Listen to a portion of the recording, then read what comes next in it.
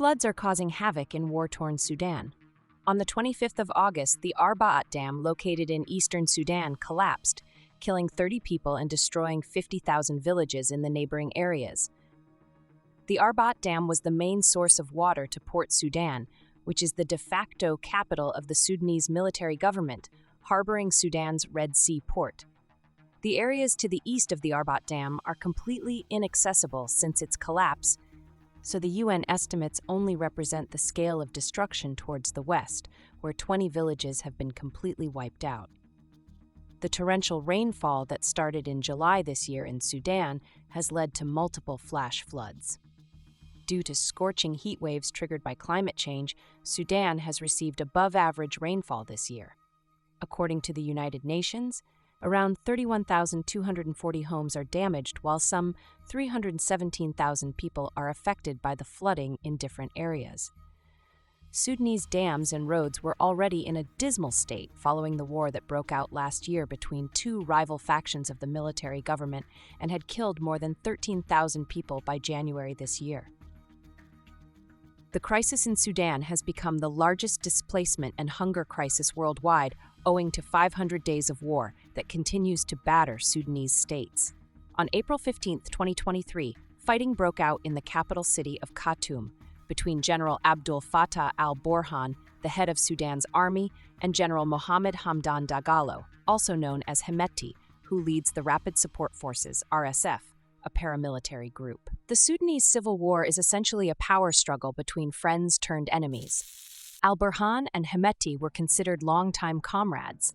Not only did the two join hands to dethrone al-Bashir, the dictator who ruled Sudan for 30 years, but it was Hemeti who allegedly paved General al-Burhan's way to the head of the Sudanese military. So how did these two fall out? Following the dictator's ousting, al-Burhan took the helm of the state while Hemeti was made his deputy. Soon enough, though, a power struggle broke out between the two generals, intensified by disagreements on integrating the RSF into the Sudanese armed forces.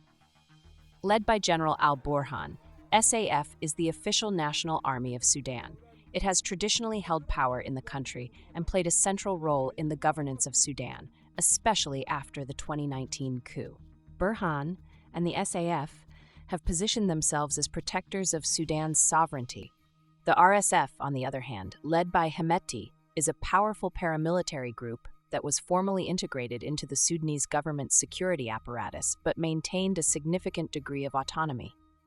Over the years, Hemeti amassed wealth and power, positioning the RSF as a force to be reckoned with in Sudanese politics. Tensions between these groups reached a breaking point when negotiations stalled on the formation of the new government, and both the RSF and SAF were formally commanded to engage in war last year by their respective commanders. The 16 months fighting between RSF and SAF has led to widespread displacement, with millions fleeing their homes to escape the violence. Both factions have been accused of human rights abuses, including targeting civilian areas, looting, and extrajudicial killings. At least 17 civilians were killed, including 5 children, in an airstrike in South Khartoum, according to Sudanese activists on Sunday. The situation in Sudan remains volatile, with both the SAF and RSF showing little willingness to compromise, prolonging the conflict and deepening the suffering of the Sudanese people, especially as floods wreak havoc across the African country.